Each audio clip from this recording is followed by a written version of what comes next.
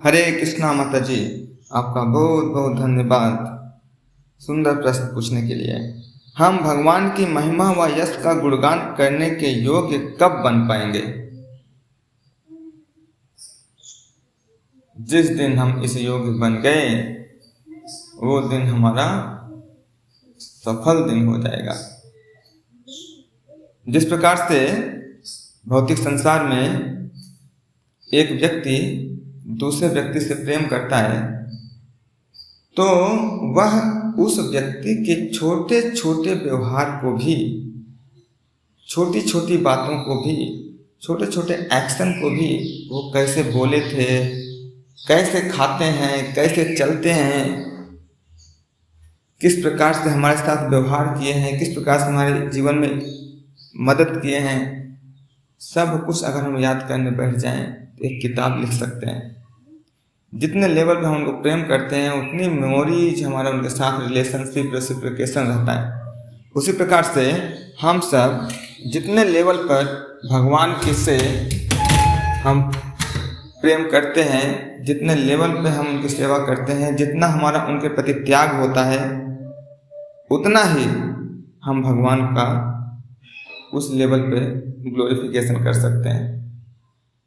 हमारा त्याग, हमारा तपस्या के अनुसार ही भगवान हमें उतना बुद्धि देते हैं। भगवान की कृपा से ही हम भगवान का ग्लोरिफिकेशन कर सकते हैं। जैसे हमारे सिक्स गोस्वामी जी, शिला रूप गोस्वामी कितना ग्लोरीफाई किए, भर भर के ग्लोरिफिकेशन किए। शिला रूप गोस्वामी ने इतने ग्रंथ लिख दिए भगवान के ग्लोरिफिकेशन में, आज तक सारे भक्त, पूरी दुनिया उस ग्रंथ को पढ़ पढ़ कर के भक्ति में आगे बढ़ रही है।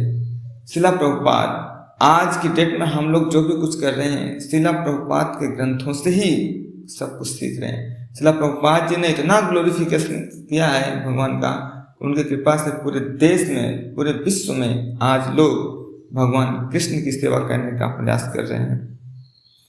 और जैसा कि हम सब जानते हैं, शिला सुत गोस्वामी अपने गुरु वेद व्यास जी का इतनी सेवा किए, जबकि शिला सुत गोस्वामी को कुछ भी नहीं आता था, शायद संस्कृत पढ़ने भी नहीं आता था, लेकिन उनकी सेवा से प्रभावित होकर वेद व्यास जी ने ऐसी कृपा की कि जस्ट उन्होंने गले लगाया, और गले लगाते ही उन्होंने बोला सारा ज्ञान तुम्हें अर्पित हो।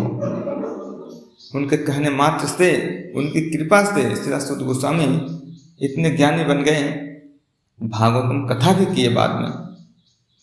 ध्रुव महाराज जब तपस्या कर रहे थे, तपस्या करते जब भगवान प्रकट हुए तो ध्रुव महाराज भगवान का ग्लोरिफिकेशन करना चाहते थे, लेकिन वो सोच रहे थे कि मैं कैसे करूं, क्या बोलूं, क्योंकि उनका सुंदर डिजायर, प्योर डिजायर जब भगवान ने देखा, भगवान ने क्या क्या कृपा की, अपने शंख से उनके मस्तक पर स्पर्श किया, जिससे वो संस्कृत के वर्ड बोलने लग गए भगवान के ग्लोरिफिकेशन में।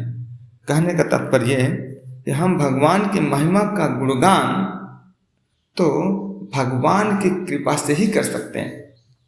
और वो योग्य हम कब बन पाएंगे? जब हम ध्रुव महाराज जी की तरह, जितना ध्रुव महाराज जी की तरह लेवल तपस्या करेंगे, जितना शिला प्रभुपाद जी के अनुसार तपस्या करेंगे, और सारे भक्तों के अनुसार जितना लेवल पे हम तपस्या करेंगे, भगवान उतनी ही लेवल पे हमारे ऊपर कृपा करेंगे। और जितना लेवल भगवान हमारे ऊपर कृपा करेंगे, हम उतना ही भगवान का ग्लोरिफिकेशन कर सकते हैं, क्योंकि भगवान का ग्लोरिफिकेशन तो अनंत है। भगवान भी अनंत है, भगवान की महिमा भी अनंत है, भगवान का गुणगान भी अनंत है।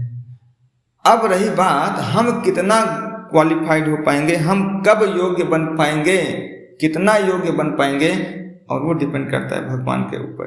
भगवान हमारे ऊपर कितना कृपा करना चाहते हैं, कितना हमसे गुणगान करवाना चाहते हैं। हम कितना भी चाह लें, मैं ये करूँगा,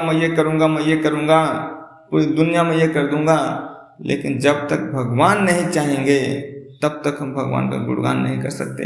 इवन के शिला प्रभुपाद जी के कई सारे गॉड ब्रदर थे, कई सारे गुरु भाई थे, उनसे बड़े बड़े विद्वान गुरु भाई थे, बहुत नॉलेज था उन लोगों को, लेकिन भगवान ने श्रील प्रभुपाद जी को सिलेक्ट किया। भगवान श्रील प्रभुपाद जी के माध्यम से पूरे विश्व में अपना गुणगान करवाना चाहते थे, इसलिए श्रील प्रभुपाद जी ने ही पूरे विश्व में गुणगान किया, क्योंकि भगवान श्रील प्रभुपाद जी को चाहते थे कि ये गुणगान करें मेरे नाम का। तो कहने का तात्पर्य कि हम भगवान की महिमा व यश का गुणगान करने के योग्य, जितना लेवल पर भगवान चाहेंगे, जितना लेवल पर भगवान कृपा करेंगे, उतने ही लेवल पर हम योग्य बन पाएंगे। लेकिन हमें प्रयास तो हमें करना होगा, कर्म तो हमें करना होगा। डिपेंड करता है हमारी शरणागति कितना, हमारा शुद्ध डिजायर कितना है। Thank you so much. हरे कृष्णा। जगत गुरु श्रील प्रभुपाद की जय।